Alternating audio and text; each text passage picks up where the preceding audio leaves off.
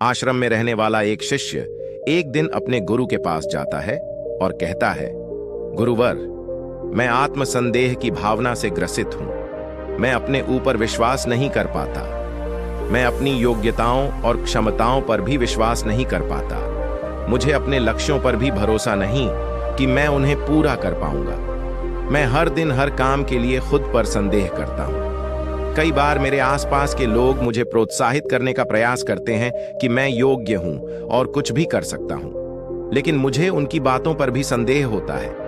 किसी भी बड़े और कठिन कार्य को करने से पहले मैं खुद को बहुत समझाने का प्रयास करता हूं कि मैं उस कार्य को कर सकता हूं, लेकिन जैसे ही उस कार्य को करने का समय नजदीक आता है, संदेह और डर मेरे ऊपर हावी हो जाता है और मैं उस कार्य को खराब कर देता हूं और लोगों के बीच हंसी का पात्र बनता हूं। गुरुवर, आप मुझे स्वयं पर विश्वास करने की शक्ति के विषय में कुछ बताइए और इस आत्मसंदेह की भावना को खत्म करने के लिए मेरा मार्गदर्शन कीजिए। गुरु ने अपने शिष्य की बात पूरे ध्यान से सुनी और फिर कहना शुरू किया, अगर तुम्हें अपनी बात दुनिया को जीतना है या फिर बाहरी दुनिया में कुछ भी हासिल करना है, तो सबसे पहले तुम्हें अपनी आंतरिक दुनिया को जीतना होगा और खुद की आंतरिक दुनिया को जीतने के लिए तुम्हें अपने अंदर की विश्वास प्रणाली को मजबूत बनाना होगा, क्योंकि जब तक तुम खुद पर विश्वास करना नहीं सीखते, तब तक तुम्हारे आसपास के लोग भी तुम पर विश्वास नहीं करेंगे। एक बात हमेशा याद रखो, दूसरे लोग तुम पर विश्वास करें या ना करें, तुम्हें अपने ऊपर विश्वास होना चाहिए, क्योंकि अगर दूसरे लोगों को तुम पर विश्वास नहीं है पर तुम्हें अपने ऊपर विश्वास है कि मैं कुछ अच्छा कर सकता हूं, तो यह तुम्हारे लिए बहुत है। हम इंसानों के पास एक बहुत ही अच्छी शक्ति है और वह है विश्वास करने की शक्ति। हर अलग अलग इंसान हर परिस्थिति को अपने नजरिए से देखता है और यही वह शक्ति है।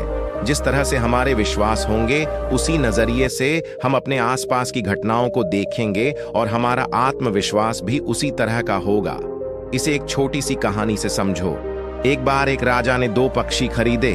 फिर उसने अपने माली से कहा कि वह इन दोनों पक्षियों को उड़ना सिखाए। कुछ दिनों बाद माली ने देखा कि उन दोनों में से एक पक्षी ने उड़ना सीख लिया, लेकिन दूसरा पक्षी उड़ नहीं पा रहा था। वह पक्षी बस एक पेड़ की डाली पर बैठा रहता था। माली उस पक्षी को उड़ाने की बहुत कोशिश करता था, लेकिन कोई भी फायदा नहीं हुआ। एक दिन जब दोनों पक्षियों को आसमान में उड़ते राजा ने देखा, तो वह बहुत आश्चर्य में पड़ गया। उसने माली से पूछा कि तुमने ऐसा कैसे किया? इनमें से केवल एक ही पक्षी उड़ता था, दूसरा बिल्कुल भी नहीं उड़ता था, तो तुमने दूसरे पक्षी को उड़ना कैसे सिखाया? माली ने उत्तर दिया कि मैंने उसे उड़ाने के बहुत ज्यादा प्रयास किए, लेकिन वह फिर भी नहीं उड़ा, इसलिए मैंने उस डाली को ही काट दिया जिस पर वह बैठा रहता था। उस दिन के बाद से धीरे धीरे उसने उड़ना सीख लिया। कहानी खत्म करने के बाद गुरु ने कहा कि यही हालत इंसान की भी है। इंसान अपने दुखों से और अपनी परेशानियों से चिपका रहता है। वह अपने आराम क्षेत्र में बैठा रहता है और फिर कहता है कि मैं यह नहीं कर सकता। अगर तुम किसी चीज के लिए प्रयास करोगे ही नहीं, अगर तुम आगे अपना काम करोगे ही नहीं, तो फिर तुम्हें परिणाम भी नहीं मिलेंगे। ज्यादातर लोग बस बैठे रहते हैं और फिर यह सोचते हैं कि उन्हें विश्वास करने और सोचने से सब कुछ मिल जाएगा, लेकिन ऐसा नहीं है। अगर तुम्हें विश्वास है कि तुम कुछ अच्छा कर सकते हो, तो तुम्हें काम भी करना पड़ेगा। याद रखो, अपने आराम क्षेत्र में फंसे रहना और सिर्फ सोचते रहना हमारी जिंदगी को बर्बाद करता है। जब भी किसी इंसान की जिंदगी में कुछ बुरा होता है, तो वह नकारात्मक सोचना शुरू कर देता है और उस समय उसका स्वयं पर बिल्कुल भी नियंत्रण नहीं होता है। फिर वह ना तो स्वयं पर विश्वास करता है, ना दूसरे लोगों पर विश्वास करता है और ना ही इस ब्रह्मांड की शक्ति पर विश्वास करता है, और यही उसकी सबसे बड़ी गलती है। ऐसी परिस्थिति में इंसान सिर्फ 2 चीजें कर सकता है। पहली, या तो वह हार मान ले और उस दुख को और उन विश्वासों को स्वीकार कर ले और खुद पर, लोगों पर, वह ब्रह्मांड पर विश्वास करना बंद कर दे, या फिर वह इस दुख को खत्म करने का रास्ता ढूंढे। उस समय उसके पास इन 2 रास्तों के अलावा कोई तीसरा रास्ता नहीं होता। अगर तुम अच्छा सोचोगे, अगर तुम नकारात्मक सोचोगे, तो उससे होगा यह कि तुम्हारा दिमाग तुम्हारी समस्याओं का समाधान खोजना शुरू कर देगा। जब हम नकारात्मक सोचते हैं तब हम चिंता और तनाव से भर जाते हैं, जिससे उस समय ना तो हम सही निर्णय ले पाते हैं और ना ही सही तरह से काम कर पाते हैं।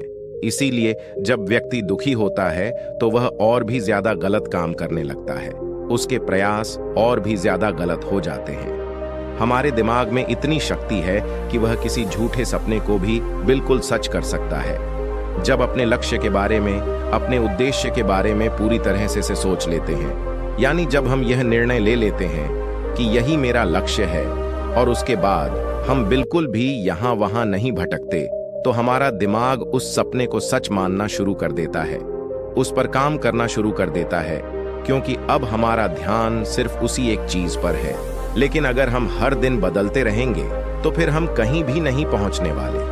जिस चीज को हमारा दिमाग पूरी तरह से स्वीकार कर लेता है, वह चीज किसी न किसी रूप में पूरी हो जाती है।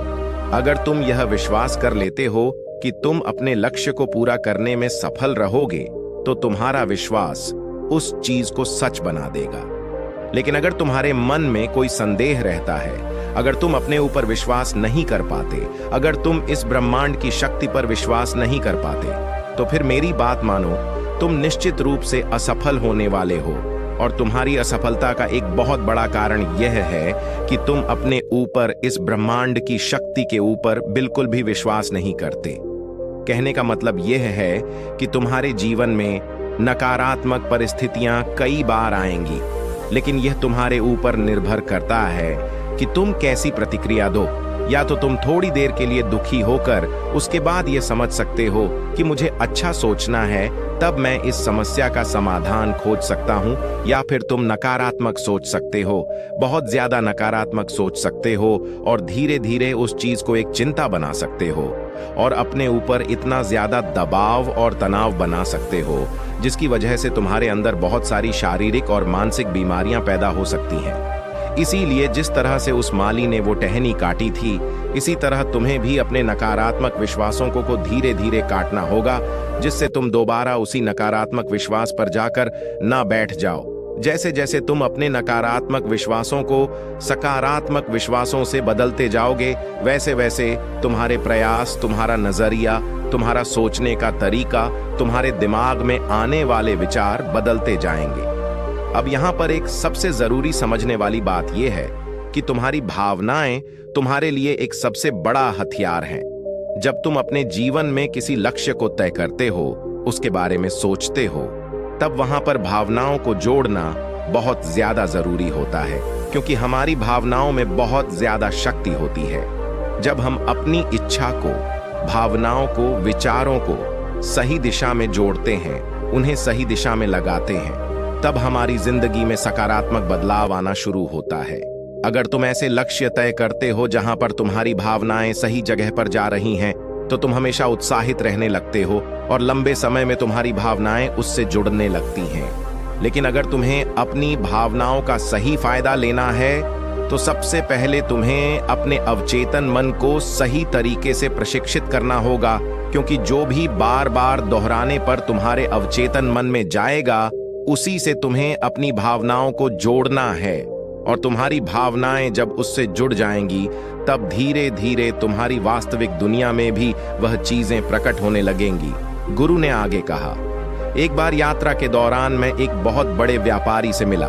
तुम जैसा देखोगे और जिस चीज पर विश्वास करोगे, जिस चीज को महसूस करोगे, वह वास्तविकता बनती जाएगी। तुम आज जितने भी सफल लोगों को देखते हो, उन सब में एक बात समान है कि वह सभी लोग समझते हैं कि एक सही मानसिक नजरिया का महत्व कितना ज्यादा है। सही मानसिक नजरिया होना इसीलिए जरूरी है, क्योंकि अगर तुम्हारे अंदर सही सोच नहीं है, अगर तुम्हारा नजरिया सही नहीं है, फिर चाहे तुम्हारे अंदर कितनी ही प्रतिभा हो, चाहे तुम कितने ही अच्छे से काम करो, तुम अच्छे परिणाम नहीं ला सकते। उदाहरण के लिए मान लो, एक व्यापारी है, वह अपने काम से खुश नहीं है। वह हर दिन अपने काम के लिए खुद को कोसता है, हर दिन अपने मालिक को कोसता है, हर दिन अपने वेतन को कोसता है। फिर जब वह काम पर जाता है तो अच्छा मानसिक नजरिया ना होने की वजह से वह ग्राहकों से अच्छा व्यवहार नहीं कर पाता, जिसकी वजह से उसकी बिक्री कम होती है। वहीं पर एक दूसरा व्यापारी है जो अपनी नौकरी से बहुत खुश है। जो यह विश्वास रखता है कि अगर वह अच्छा काम करेगा, अच्छा सोचेगा, अच्छा व्यवहार करेगा तो उसको और अच्छे परिणाम मिलेंगे। ऐसा सोचने की वजह से, ऐसा महसूस करने की वजह से वह अपने ग्राहकों के साथ और अच्छा व्यवहार करता है, जिसकी वजह से उसकी ओर ज्यादा बिक्री होती है। तो यह फर्क होता है मानसिक नजरिए का। तुम एक ही परिस्थिति में दो लोगों को अलग अलग तरीके से काम करते देख सकते हो, अगर उन दोनों का मानसिक नजरिया अलग अलग है। सही मानसिक नजरिया का मतलब है कि लोगों को, परिस्थितियों को और चीजों को तुम कैसी प्रतिक्रिया देते हो। अक्सर लोग अपने मन के अनुसार बात करते हैं, कभी गुस्से में बात करते हैं, कभी प्यार से बात करते हैं, पर तुम्हें कितना फर्क पड़ता है? क्या तुम उनके गुस्से से बात करने पर नकारात्मक हो जाते हो, क्रोधित हो जाते हो? तो यह तुम्हारी कमजोरी है। उसी तरह अलग अलग परिस्थितियों और घटनाओं पर तुम कैसी प्रतिक्रिया देते हो। अगर कोई परेशानी आई, तुम विचलित और नकारात्मक हो जाते हो, तो यह भी तुम्हारी ही कमजोरी है। इसका मतलब तुम्हारे अंदर सकारात्मक मानसिक नजरिया नहीं है। हमारे आसपास बहुत ज्यादा नकारात्मकता होती है, लेकिन हम उसे अपने अंदर आने की इजाजत देते हैं। और ऐसा तब होता है जब हम बाहर के नकारात्मकता पर विश्वास करना शुरू कर देते हैं। अगर ऐसा ना हो तो बाहर की नकारात्मक चीजें कभी भी हमारे ऊपर असर नहीं कर पाएंगी। अगर तुम खुद को इतना ज्यादा मजबूत बना लो, मानसिक नजरिए को इतना सही कर लो, तो आसपास होने वाली नकारात्मक चीजों का, लोगों का, परिस्थितियों का तुम्हारे ऊपर कभी भी कोई असर नहीं पड़ेगा। विश्वास में कितनी शक्ति होती है, इस कहानी से समझो। एक बार एक सेठ था जिसको एक बीमारी थी, उसके फेफड़ों में, उसके शरीर में। यह बीमारी बहुत ज्यादा बढ़ चुकी थी। जब बहुत उपचार करने के बाद भी कोई फायदा नहीं हुआ, तो उसके बेटे ने अपने पिता का उपचार करने का निश्चय किया। उस सेठ का बेटा एक जगह पर गया और जब वहां से वापस आया तो उसने अपने पिता से कहा, मैं एक बड़े प्रसिद्ध साधु से मिला था जिसने मुझे यह ताबीज दी है, पर इसके बदले उसने मुझसे 50 सोने के सिक्के लिए हैं। लेकिन सेठ के लड़के ने उस ताबीज को एक बाजार से खरीदा था। वह एक साधारण चांदी की ताबीज थी, लेकिन उस लड़के ने अपने पिता को बताया कि यह एक बहुत ही शक्तिशाली ताबीज है। इसको छूने से बहुत से लोगों की बड़ी बड़ी बीमारियां ठीक हो गई हैं। और उस लड़के ने अपने पिता के विश्वास को यहां पर जीत लिया। उसके पिता ने ताबीज को उसके हाथ से लिया और प्रार्थना करने लगा, और वह प्रार्थना करते करते ही सो गया। अगली सुबह सब हैरान रह गए जब चिकित्सकों ने निरीक्षण करके यह बताया कि अब वह बिल्कुल ठीक हो चुका है। अब तुम मुझे बताओ कि वह इंसान ठीक कैसे हुआ? उस ताबीज से या फिर अपने विश्वास की शक्ति से? उसका विश्वास और उसकी भावनाएं एक दूसरे से जुड़ गए और वह बिल्कुल ठीक हो गया। उसको कभी भी यह पता नहीं चला कि उसके साथ यह प्रयोग किया गया था। अगर उसे पता चल जाता तो वह दोबारा से बीमार पड़ जाता। वह पूरी तरह से स्वस्थ रहा और फिर उसके बाद कई सालों तक जीवित रहा। विश्वास में कितनी ज्यादा शक्ति होती है, यह तुम इस सच्ची कहानी से समझ सकते हो। यह विश्वास ही है जिसकी वजह से लोगों की जिंदगी में बड़े बड़े बदलाव आए हैं, और तुम भी विश्वास की शक्ति का प्रयोग कर सकते हो। इसकी शक्ति से जीवन में कुछ भी हासिल कर सकते हो, क्योंकि विश्वास से कुछ भी किया जा सकता है। आज की इन बातों और कहानियों से तुम्हें समझ आया होगा कि विश्वास कितना ज्यादा शक्तिशाली है। यह हमारी बीमारियों को ठीक कर सकता है, यह हमारी जिंदगी में बड़े बड़े बदलाव ला सकता है। इसीलिए विश्वास की शक्ति का प्रयोग करना शुरू करो। इसका प्रयोग करने के लिए तुम्हें कल्पनाओं का, सकारात्मक विचारों का, अपनी भावनाओं का सहारा न होगा, और धीरे धीरे अपने नकारात्मक विश्वासों को खत्म करना होगा। और एक दिन तुम्हारे नकारात्मक विश्वास खत्म हो जाएंगे और तुम अपने ऊपर और इस ब्रह्मांड की शक्ति के ऊपर विश्वास करने लगोगे, और तुम्हें बहुत ही अच्छे परिणाम मिलेंगे। इतना कहने के बाद गुरु ने अपनी बात समाप्त की और ध्यान से शिष्य की आंखों में देखा। अब उन्हें शिष्य की आंखों में विश्वास दिखाई दे रहा था।